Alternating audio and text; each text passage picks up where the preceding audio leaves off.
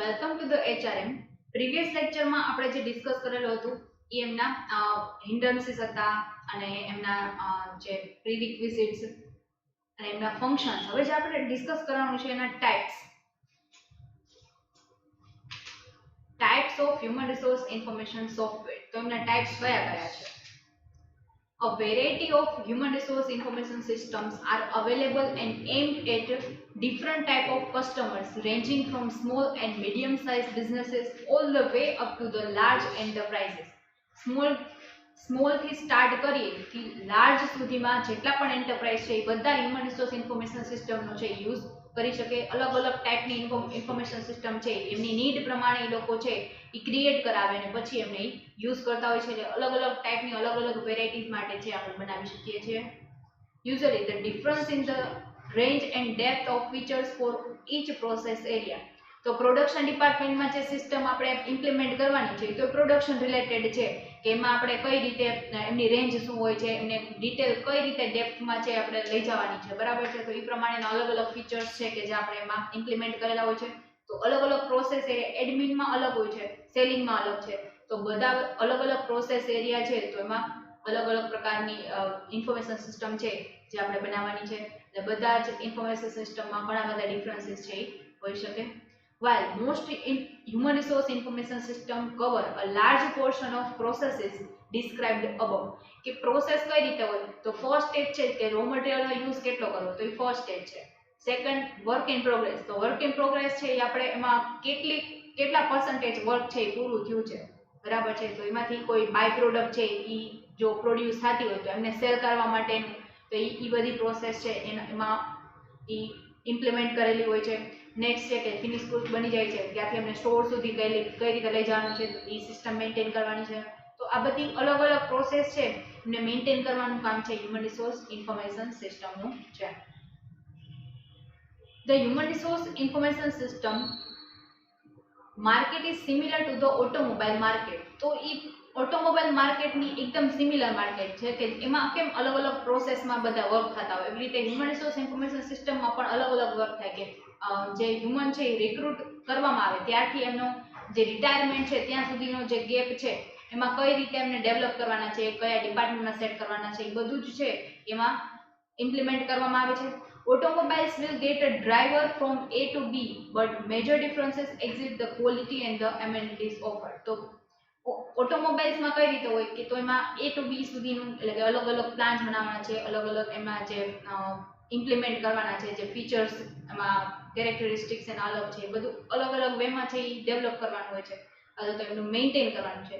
તો એવી જ રીતે હ્યુમન રિસોર્સ ઇન્ફોર્મેશન સિસ્ટમમાં પણ કયા એમ્પ્લોય છે એમને કઈ પ્રકારની સેલેરી પ્રોવાઈડ કરવાની છે, કેવી એમને ઓફર્સ આપવાની છે, એમ્યુનિટી સ્પેશિયાલિટી કઈ પ્રકારની આપવાની છે, તો બધાની ક્વોલિટીઝ છે બધી અલગ અલગ છે. તો એમાં મેજર ડિફરન્સીસ આવી શકે છે. જે હ્યુમન રિસોર્સ સોફ્ટવેરમાં છે એ આપણે એ પ્રમાણે બનાવવું પડે એમને.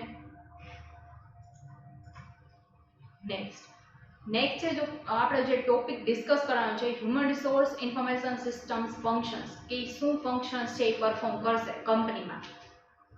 તો યુઝ્યુઅલી જે ફીચર્સ એમના છે એ ફીચર્સ કેવા પ્રકારના હોય તો કે માસ્ટર ડેટા મેનેજમેન્ટ. કંપનીનો જે ડેટા છે સેલેરી રિલેટેડ છે, એમના પરફોર્મન્સ રિલેટેડ છે, કે પેરોલ જે છે એમને સેલેરી આપવાની છે એ પેરોલનું છે, એમને મેન્ટેન કરવા માટેનું, રિક્રુટમેન્ટ માટેનું, તો એ બધા જે ડેટા છે એમનું મેનેજમેન્ટ કરવાનું. Second, organisation management such as a position and department. તો કયો એમ્પ્લોય છે એ કયા પોઝિશન ઉપર વર્ક કરે છે અથવા તો એમને કયા ડિપાર્ટમેન્ટમાં સેટ કરવામાં આવેલા છે કે એમને ડિપાર્ટમેન્ટમાં સેટ કરી દીધા છે તો એમને કેટલા વર્ષ સુધી ઈ જ બેઝિક ટ્રેનિંગમાં વર્ક કરવાનું છે, પછી ક્યારે એમને ટ્રેનિંગ આપવાની છે, તો એ બધું મેનેજમેન્ટ કરવાનું છે. એ બધા ડેટાનું મેનેજમેન્ટ કરવાનું કામ છે હ્યુમન રિસોર્સ ઇન્ફોર્મેશન સિસ્ટમનું છે. Employee and manager self service. તો એમ્પ્લોયની જે સર્વિસ આપણે આપવાની છે અથવા તો એમ્પ્લોય એમની સેલ્ફ સર્વિસ શું આપવાની હોય તો એમને જે વર્ક પ્રોવાઈડ કરવામાં આવેલું છે એ વર્ક છે એ ટાઈમ ટુ ટાઈમ પૂરું કરવાનું. એ બધી સર્વિસીસ છે એ કંપનીને પ્રોવાઈડ કરે છે અથવા તો મેનેજરે એમ્પ્લોયને જે વર્ક પ્રોવાઈડ કરવાનું છે એ બધું ડેઇલી બેસિસ ઉપર એ જે વર્ક પ્રોવાઈડ કરતા હોય એ મેન્ટેન થવું જોઈએ. Absence and leave management. તો કયા એમ્પ્લોયને કેટલી લીવ આપવાની છે, એમની પ્રેઝન્ટ કેટલી છે કંપનીમાં, એમની કેટલા ટાઈમ એબસેન્ટ રહેલા છે તો એ પ્રમાણે એમની લીવ છે એ કટ થાય અથવા તો સેલેરી તમે કટ કરતા હોય એવો કોઈ કન્સેપ્ટ હોય તો એ અપ્લાય કરવાનો છે. તો તો એ બધું ઇન્ફોર્મેશન સિસ્ટમ છે એ મેન્ટેન કરશે. બેનિફિટ એડમિનિસ્ટ્રેશન, તો એડમિન રિલેટેડ અથવા તો એડમિન ડિપાર્ટમેન્ટમાં કયા કયા બેનિફિટ છે એ બેનિફિટ જનરેટ કરવાનું, તો કોસ્ટ ઓછી કરવાનું, ઓફિશિયલ વર્ક છે એ વધી જતું હોય, વર્કલોડ કોઈ એક એમ્પ્લોય ઉપર બર્ડન વધી જતું હોય તો એને ઓછું કરવાનું, એ બધા બેનિફિટ છે. બેનિફિટ હ્યુમન રિસોર્સ ઇન્ફોર્મેશન સિસ્ટમમાંથી મળી શકશે. વર્ક ફ્લો મેન્ટેન કરવાનું, એટલે દરરોજનું આટલું પ્રોડક્શન તો થવું જ જોઈએ, તો એ વર્ક ફ્લો છે આપણો એ મેન્ટેન થવો જોઈએ, તો એ બધું એના ઉપર વોચ રાખવાનું કામ છે હ્યુમન રિસોર્સ ઇન્ફોર્મેશન સિસ્ટમ કરશે. પરફોર્મન્સ અપ્રેઝલ્સ, તો કંપની કઈ રીતે પરફોર્મ કરે છે, કંપનીની રેપ્યુટેશન શું છે, માર્કેટમાં આપણી પ્રોડક્ટ કઈ રીતે સેલ થાય છે, બરાબર છે, તો એ બધું પરફોર્મન્સ કંપની કયા લેવલ ઉપર છે, જે ડેવલપિંગ સ્ટેજમાં છે અથવા તો ડેવલપ થઈ ગઈ છે, તો એ બધું છે એ પરફોર્મન્સ આપણું કેવું છે એમને જોવાનું, એના ઉપર કંટ્રોલ રાખવાનું કામ છે હ્યુમન રિસોર્સ ઇન્ફોર્મેશન સિસ્ટમનું છે. રિક્રુટેડ એન્ડ એપ્લિકેન્ટ ટ્રેકિંગ, કે આપણે કોઈ એમ્પ્લોયને રિક્રુટ કરેલા છે અથવા તો એવા કોઈ એપ્લિકેશન આપણે આવેલી છે તો એમનું ટ્રેક કઈ રીતે કરી શકાય, તો એ આપણે ઓનલાઈન અથવા તો એવા આપણે સિસ્ટમ છે જે મેન્ટેન કરેલી છે જેનાથી આપણે એ વસ્તુ છે એ ટ્રેક કરી શકીએ કે આપણી પાસે એપ્લિકેશન કેટલી આવેલી છે રિક્રુટમેન્ટ માટે અને આપણે એમાંથી કેટલા વ્યક્તિઓને રિક્રુટ કરવાના છે. કમ્પેન્સેશન મેનેજમેન્ટ, કે જે આપણે એમ્પ્લોય આપણને વર્ક જે આપે છે એના બદલામાં આપણે જે એમને ફીસ આપીએ છીએ અથવા તો જે સેલેરી પ્રોવાઈડ કરીએ છીએ તો એમનું મેનેજમેન્ટ, કે ટાઈમ ટુ ટાઈમ એમને સેલેરી છે એ મળી જવી જોઈએ, તો એમનું મેનેજમેન્ટ કરવાનું છે.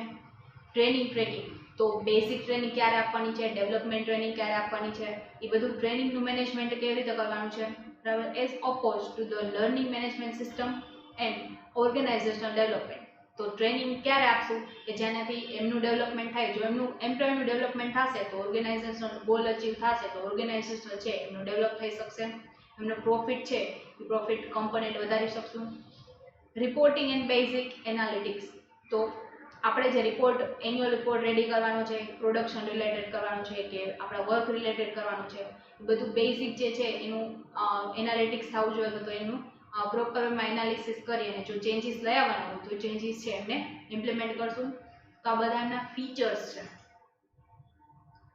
The human resource information system provides a comprehensive set of human resource management functionalities. તો human resource મેનેજમેન્ટની જે ફંક્શનાલિટીઝ છે એમને પ્રોપર વેમાં અથવા તો કોમ્પ્રિહેન્સિવ જેનું સેટ ક્રિએટ કરવાનું છે એ પ્રોવાઈડ કરવાનું છે, જે હ્યુમન રિસોર્સ ઇન્ફોર્મેશન સિસ્ટમ છે એ પ્રોવાઈડ કરશે ટુ સર્વ the most human resource need, કે હ્યુમન રિસોર્સની શું નીડ છે, કે એમની બેઝિક નીડ છે, સોશિયલ નીડ છે, લક્ઝરિયસ નીડ છે, એ પ્રમાણે એમને વર્ક આપવાનું, તો જે વર્ક કરશે. હવે કોઈ વ્યક્તિ છે જેને 25,000 તમે પ્રોવાઈડ કરો છો કે જેમાં એમ બધી નીડ છે એ પૂરી થઈ જાય છે, બેઝિક નીડ, સોશિયલ નીડ જે બધી પૂરી થઈ જાય છે, તો હવે એમને લક્ઝરિયસ નીડ્સ છે, તો હવે તમે એમને એમ કહો કે એક આ તમારે વધારે કામ કરવાનું છે જેનાથી તમને 2,000 રૂપીસ વધારે મળશે, તો બરાબર છે, તો એ કામ નહીં કરે કારણ કે એમની બધી નીડ છે એ તો પૂરી થઈ જાય છે. હવે એમની જે કઈ નીડ છે એ તમારે પહેલા ફાઇન્ડ આઉટ કરવો પડે, એ પ્રમાણે તમે જો એમને ઓફર કરો તો એ વર્ક કરવા માટે રેડી થશે. તો આ બધું અન્ડરસ્ટેન્ડ કરવાનું કામ કોનું છે, તો human resource information system. Without this, unsecured or a proper based documents or spreadsheet are required to store data.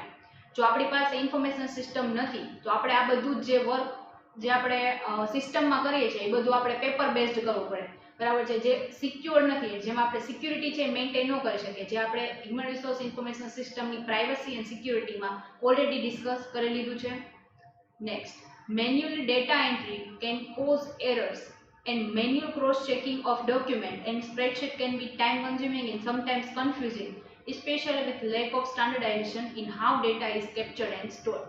જો એક સ્ટાન્ડર્ડ આપણી પાસે છે નહીં કે આ પ્રમાણે ડેટા છે એની એન્ટ્રી કરવાની છે, જો મેન્યુઅલી કરતા હોય તો બરાબર, તો એ સ્ટાન્ડર્ડ છે એ ફિક્સ નથી, તો ડેટાની એન્ટ્રી કઈ રીતે કરશું, એનું કન્ફ્યુઝન ક્રિએટ થાય અથવા તો ડબલ ટાઈમ્સ એન્ટ્રી થઈ જાય તો પણ એના લીધે આપણને લોસ છે એ આવી શકે, એના લીધે એરર થઈ શકશે જો મેન્યુઅલ ડેટા એન્ટ્રી છે તો. અને લાર્જ ઓર્ગેનાઇઝેશન છે એમાં જેમાં તમારે મેન્યુઅલ ડેટા એન્ટ્રી કરવાની છે તો ઘણી બધી બુક્સ છે જે ભરે છે, સ્ટીલ આપણે એન્ટ્રી છે એ કરી ન શકીએ કારણ કે એક દિવસના એના ઘણા બધા ટ્રાન્ઝેક્શન્સ થતા હોય કે જે આપણે મેન્યુઅલ ડેટા એન્ટ્રી કરીએ તો ન પહોંચી શકીએ, અથવા તો આપણે એટલા બધા વ્યક્તિઓને જે રિક્રુટ કરવા પડે કે જે આ બધું છે ખાલી ડેટા એન્ટ્રી માટે એવડું ડિપાર્ટમેન્ટ બની જાય. જો આપણી પાસે સિસ્ટમ એની જગ્યાએ હોય તો ઓછી કોસ્ટમાં આપણે એ જ કામ છે એ એક્યુરેટલી થઈ શકશે અથવા તો એફિશિયન્ટલી આપણે એમને કરી શકશું અને ક્રોસ ચેકિંગ પણ થઈ શકશે. બટ જો ડેટા એન્ટ્રી મેન્યુઅલ હોય તો એક ચોપડા સાથે બીજા ચોપડાને મેચ કરવા પડે, જે પોસિબલ ન થઈ શકે. even when the specific system is purchased to cover a process such as administration. તો એડમિન માટેની જે કાંઈ એક્ટિવિટી છે એના માટે આપણે સિસ્ટમ બનાવેલી છે, તો એ મેન્ટેન કરવાની છે. સ્પેસિફિક સિસ્ટમ છે એ પરચેસ કરવી પડે કે જે એડમિનિસ્ટ્રેશનની પ્રોસેસ છે એને કવર કરી શકે, એમને મેન્ટેન કરી શકે. It may mean manually entering employee data changes to keep the system up to date. જો મેન્યુઅલી કરતા હોય તો આપણે મેન્યુઅલી ચેન્જ કરવો પડે, કંઈ ચેન્જ આવશે તો. બટ સિસ્ટમમાં તો એક જગ્યાએ તમે ચેન્જ કરો તો એની જેવા બીજા રિલેટ થતું હોય જ્યાં ચેન્જ કરવો પડે તો એની જાતે જ ચેન્જ ઓટોમેટિકલી ચેન્જ થઈ જશે, તો આપણી સિસ્ટમ છે અપ ટુ ડેટ થઈ શકે. માનો કે કોઈ આપણી પાસે એમ્પ્લોય છે કે જે એમ્પ્લોયની સેલેરી છે એ 25,000 હતી, હવે એમની સેલેરી થઈ ગઈ 35,000, તો એ જે 10,000નો ચેન્જીસ છે આપણે એક જગ્યાએ ચેન્જીસ કરીએ તો એની રિલેટેડ જે એને બેનિફિટ પ્રોવાઈડ કરવાના છે એમનું જે લેવલ છે બધું જાતે ઓટોમેટિકલી છે એ ચેન્જીસ થઈ જશે, જેનાથી આપણી સિસ્ટમ છે અપ ટુ ડેટ રહેશે.